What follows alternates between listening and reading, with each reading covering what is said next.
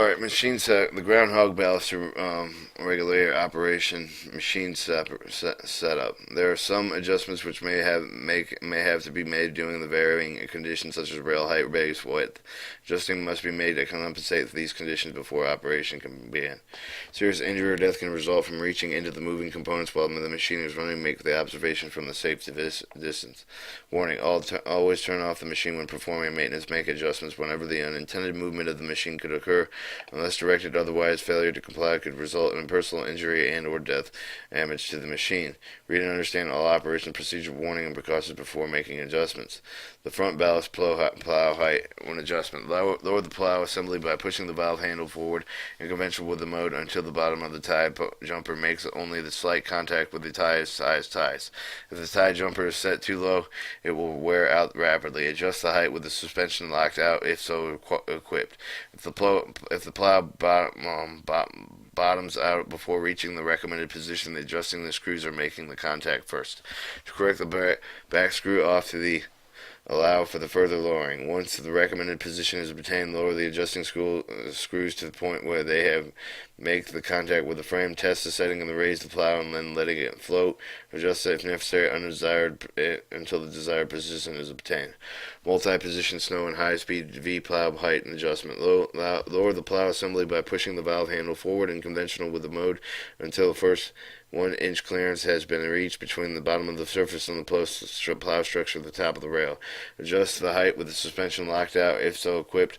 This position will automatically set any flange device optional that their work heights. Note that 1-inch clearance is required to allow for the suspension travel. Cutouts on the multi-position snowplow should be covered with special winter-grade blades, and if cutouts are left exposed, the tie jumper must remain in place. Otherwise, use the tie jumper as an optional. It may be left on the sake for convenience if the plow bottoms out before reaching the recommended position. Adjusting the screws and making the contact first. To correct the back of the screws off to the allow further lowering. Once the recommended position is obtained, lower the adjusting screws to the point with if they can make the contact with the frame. Test the setting by raising the plow and then letting it float, adjusting if necessary undesired position is obtained. The broom angle and height adjustment. Set desired angle stone deflector using the broom rate control. Lock in angle using chain on the broom if provided. Lower broom using the broom lift and control units and the tip of the broom hoses. Make the contact with the top of the ties. Adjust the screws on the broom carrier frame so that they make contact with the main frame. This lock is maximum depth of the broom. The broom hoses, wears, and adjusting screws must be backed off accordingly to maintain hose contacts with the top of the ties. Lower booms until the broom hose is make slightly contact with the top of the ties when broom screw is rotating. Snow screws and blowers. Adjust the blower paddles so that 1/8 of inch clearance between the rubber paddles and the housing. Machine operation. To avoid serious injury or death, make certain that all the area around and under the machine is clear of all personnel obstruction before traveling or working. Warning: failure to engage all lockup devices before propelling at the travel speed can result in injury of personnel or damage to the machine. General operation. Make certain that all the startup procedures have been followed before beginning work operations. Make certain that all the lockups have been removed and stored as required. The front ballast and high-speed V plows. Plows raise lower hydraulic before lowering. Ensure the lock of the pin is removed. The valve of the section is front plow at the float position to engage the float mode. Push the valve handle forward and keep pushing until the lever locks in the detent position. The plow will lower due to the gravity, then bottom out. This is desired mode for working operations. Pull the valve handle back for the valve section. Operates the conventional mode. The conventional mode allows the plow to be positioned and travel for the quick height and adjustments when working, such as clearing, housing, obstruction, etc. If your machine is equipped with a blade flange device that extended below the top of the rail, failure to raise the plow with the flanges will clear the top of the rail. The rail may result in severe machine damage or personal injury. To operate the front ballast of the high-speed V plows, raise the lower end of the plow using the valve handles on the center console. Determine whether the float of the conventional mode will be used for operation. Remember, float should be used during all working operations. If equipped with optional positioning cylinders, rotate the plow blades fully in or fully out as required. Make certain that the plow assembly is raised clearly of the rails and reposition the blades. Note that the plow should always be operated with the blade rotated either fully or fully out, not part of the way through their rotation. Ensure that the plow is raised clear of the rails before repositioning the blades. Multi-position plow. Plows raised and lower hydraulic before lowering, ensuring the lockup of the pin of the valve section in the front of the plow has a float position. To engage the float mode, push the valve handle forward and keep pushing forward until the lever locks in detention position. The plow will lower the duty to the gravity, then bottom out that is desired for the work position. Pull the valve handle back and the valve section operates the conventional mode. The conventional mode always allows the plow to be positioned for traveling for the quick height adjustments when working, such as clearing housing, construction, etc. Raise and lower the plow using the valve handles in the right or the left bank console to determine whether the float of the conventional mode will be used for the operation. Remember that the float should be used during all work operations. Make certain that the plow assembly is raised clear with the rails, repositioning the blades, positioning the blades as needed with the both blades cannot be extended out of the position at the same time. When the position of the blades from one way of plowing, the retracted blade must be set in the place before the extended blade. The ballast wings are hydraulically operated with the valve handles and the control panel. To lower the wings, wing in and out lever, then push the first push to clear the storage catch. Once clear, the wing must be lowered in position as desired. The wing raise and lower cylinder is equipped with a cushion feature. Upon raising the wing, the last portion of the stroke is affected. This is particularly noticeable when the hydraulic fluid is cold.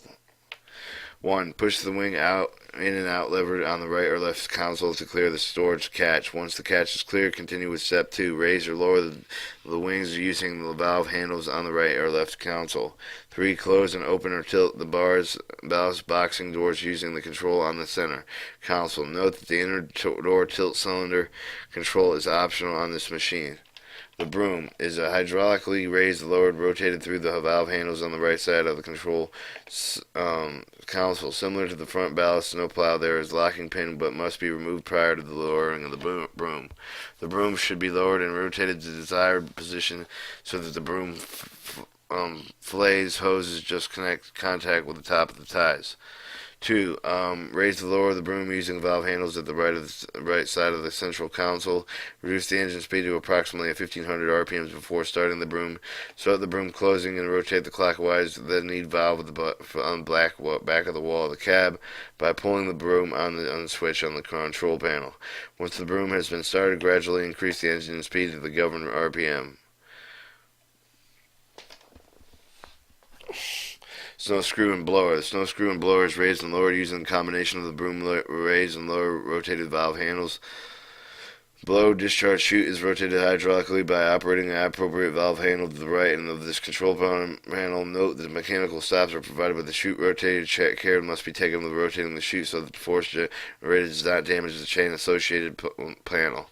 To start the screw blower, reduce the engine speed to approximately 1500 RPMs. Closely rotate the screw clockwise on the need valve of the back wall with the cab, and once the screw and the blower have started, gradually increase the engine speed to the governed RPM. The emergency procedure. If the hydraulic hose fails, so shut down the machine immediately. Determine the cause of the failure and the current corrected condition. If the indications on the gauge are not within normal range, shut down the engine and repair before further operation. Emergency cylinder actuation requires optional manual hand pump or electrical pump. See below. The emergency pump optional for operations of cylinders only. To press emergency switch in control console, they operate the required handle. To move the attachment is required. Set the valve bank selector switch where provided in the correct position for the left hand or right hand bank. Operate the pump at intervals for a maximum of 15 seconds at a time.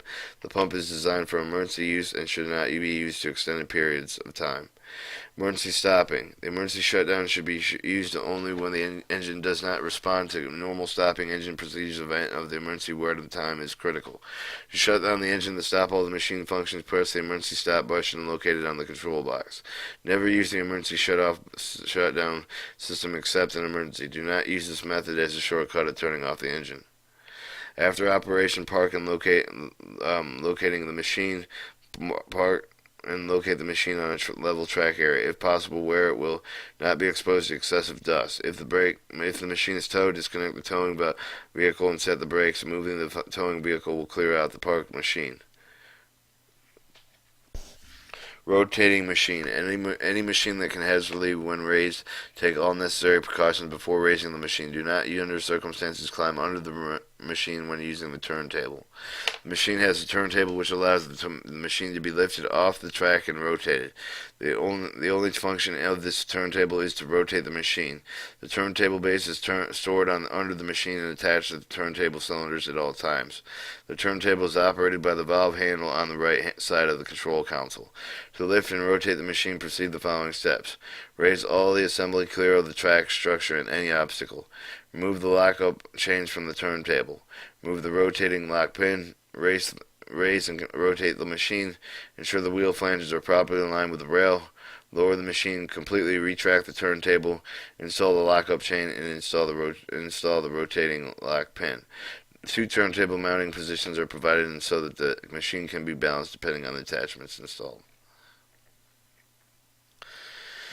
Towing. Maximum towing speed is 20 miles per hour. Reduce the speed accordingly dictated by the weather track conditions. Remember, the machine weight may approach the weight of the towing vehicle. Maintain increased stopping distance according to the strength. It is strongly recommended that the proper shaft be removed before towing the machine. Towing machines with a 4-speed transmission in an emergency situation, when time does not permit removal of the prop shafts, provide all distance to be towed less than 10 miles. It is permissible to simply neutralize the gearbox before towing. Note that this may cause the gearbox bearings to overheat. The bearings will not receive any splash lubrication since the gears do not rotate when the transmission is neutral. Towing machines with a power transmission. In an emergency situation, the time does not permit the removal of the prop shaft, providing the distance to be towed less than 9 miles. It is permissible to leave the engine running with the transmission in neutral before towing. Note that when the engine is shut off, there is no provisions to circulate the transmission fluid when necessary to prevent the bearings from overheating. The following steps must be taken before towing your machine. Install lockup. See the lockup section. Make certain turntable has been raised. Remove the drive chain. If the machine is to be towed on a long distance, inspect the towing vehicle coupler for damage or loose parts. Back the towing vehicle to the machine. Engage the coupler. Keep the handle and fingers clear of the coupling devices. All other pinching points. Ensure the coupling device is fully engaged, closed, and locked. Install brake lock pins. See brake assembly for the maintenance service instruction on the installation brake and lock pins. Ensure the coupling device is rear frame. The members of the following vehicles will not interfere with the restrict motion of any part of the machine when maneuvering. 9. When towing is complete, engage the brake and remove the brake lock pins. This page is intentionally left blank.